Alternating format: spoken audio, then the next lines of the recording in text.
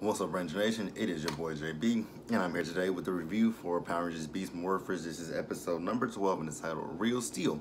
So you guys, without further ado, we're just going to go ahead and just jump right into the video. Alright, so the episode, it opens up, we're at Grid Battle Force, and we see Steel, and we see Nate. Nate is building new weapons for the Rangers, and Steel wants to have fun. And then Zoe comes in, she's telling Nate, maybe you should have fun with Steel, because Devin came in there. And Devin, is playing basketball, and he's going to teach Steel how to play basketball. And I'm sitting here thinking to myself, I'm like, I doubt, because Nate was like, he says no. And I'm thinking to myself, I'm like, I doubt that Nate knows anything about basketball. And we're going to get into that a little bit later. So then we see Blaze. He materializes in the city, and there's a guy who has like a copy machine, and Blaze turns it into a Robotron. And he tells, Blaze tells the Robotron, he's like, normally I tell him, the Robotrons to destroy the Rangers, but today I want you to be, he wants him to become a Ranger. I'm like, oh, okay. So this episode's gonna be like, the wannabe Ranger from Mighty Morphin Power Rangers, the invasion of the Body Switcher from Power Rangers in Space, the episode where Olympius was on, we first saw Olympius on Power Rangers Lightspeed Rescue. I'm like, okay, cool. And we're gonna talk about that a little bit more. Okay, so the others, they come back to the lab, and, Steel has his ball, and he's trying to inflate that ball. And then we see Ben and Betty come in there with some pizza. I'm like, okay, here we go with Ben and Betty. And Steel gets distracted, and then the ball just starts flying all over the place. I'm like, okay. So then Nate comes into the office. He's upset because, Steel almost destroyed his cheetah claws, which I was wondering, why did they show that if we're not going to have it in this episode? Stupid to me, just saying. So then, Nate went off on him. So then, Commander Shaw calls the Rangers, and she tells them that Blaze and a Robotron have been found in the city. So then we see the Rangers, they go into the city, and they find Blaze, but no Robotron is there. And they're like, wait a minute, but Commander Shaw said there was a Robotron with you. Well, the Robotron is behind them, scanning Nate to make a copy of him. I'm like, oh, okay. Again, a reference to, what did I say? Invasion of the Body Snatcher, Olympius, and the wannabe Ranger from Mighty Morphin Power Rangers. Where are we at? So then, they start the battle, and Blaze looked like he was getting the best of Devin, and then Steel goes to help him, and then looks like Nate was taken beat up by one of the Tronics, and, Steel has his blaster, and then one of the Tronics bumped into him, and he accidentally blasted, and Nate got mad. I'm like, Nate is not mad about that. But we're going to pretend like Nate is mad about that, just for the sake of saying Nate's mad. Alright, you guys, so back at Grid Battle Force, Commander Shaw is talking to Nate and Steel, and she says, I heard that you guys got into it earlier, and, Nate was like, yeah, we got into it earlier because, Steel wanted to have fun in my lab, and he almost messed up, some of my new weapons that I was creating. And Commander Shaw tells him, like, okay, that's fine, and but I need you two to work things out, so that way the next time the monster, shows up, there's no issue. So then we see Blaze and Robotron, and the Robotron appear outside of Grid Battle Force. So what Blaze's plan is Blaze wants the Robotron to go into Grid Battle Force as Nate to go to the the computer that has the Ranger Zords and destroy it. I'm like, but how would he know where to go? How would he know the passwords to go to? Like, he doesn't even have Nate's badge. So there was a little bit of a hole in that theory, but we're gonna run with that, I guess. Makes no sense. So then we see Steel. He finds the Nate that he thinks is Nate, and he tells him, I cleaned out the lab, and then he tells him he promises to be more careful, and he was like, you promise not to blast at me again? And Steel was like, that was an accident. But Nate says, I forgive you. And then Steel asks him, so where are the boxes that did you get the stuff that you need? He says, yes, they're out in the car. So then we see Steel, he goes out to the car, and he goes to one of the cars, but there's nothing in there. And then Nate pulls up in a car, and he goes to that, car that he's at and asks him, can he help him? And Nate, the real Nate, is upset saying, no, you can't help me. And I'm like, come on, Steel. Nate was just mad at you well, he's mad at you now, but 5 seconds ago he just told you he forgave you. Wouldn't that be a little bit of a clue to a robot that that's not the real Nate? Interesting. I mean, that would be a big clue, but yeah. So then Zoe goes over and talks to Nate, and, you know, she's asking him, like, what are you really upset about? And we get to the root of what Nate is actually upset about. Nate is actually upset because Nate doesn't know how to play basketball, football, soccer, any kind of sports, because Nate has spent most of his life in that lab.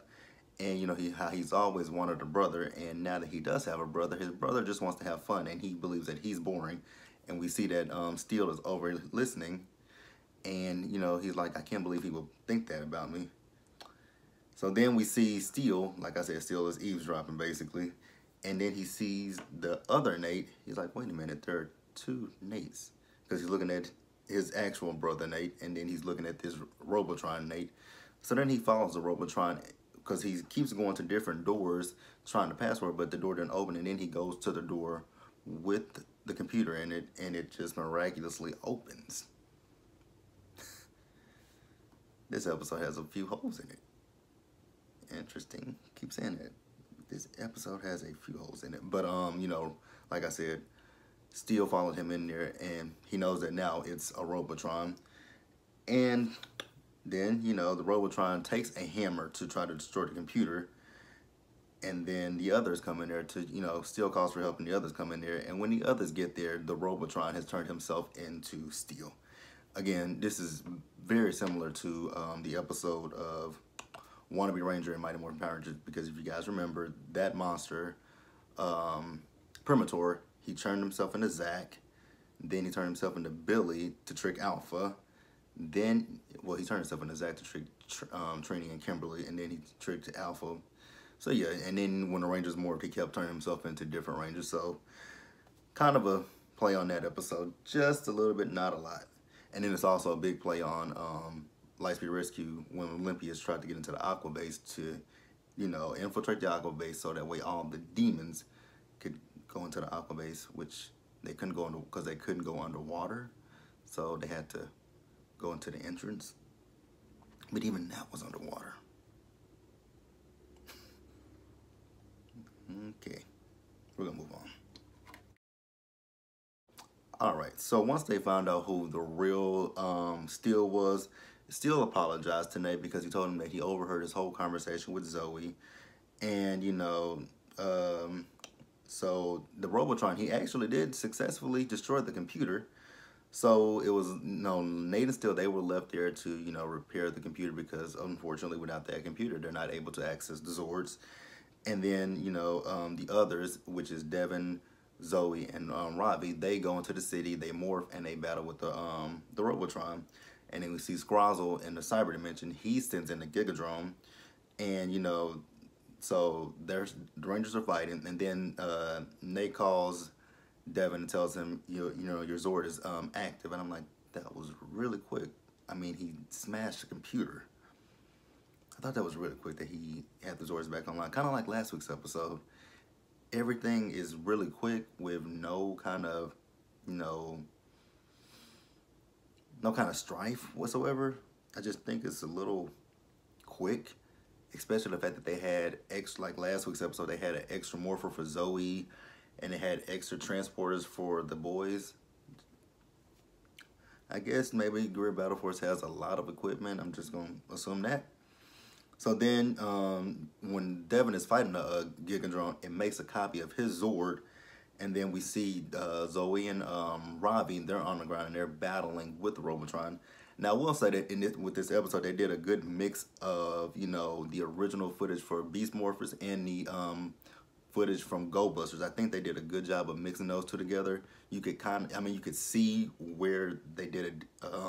They took scenes from just Go Busters and put it in, but it was effortlessly how they did it, and I actually like that, as opposed to like Super Mega Force, Super Ninja Steel, all those supers, even Samurai and Mega Force.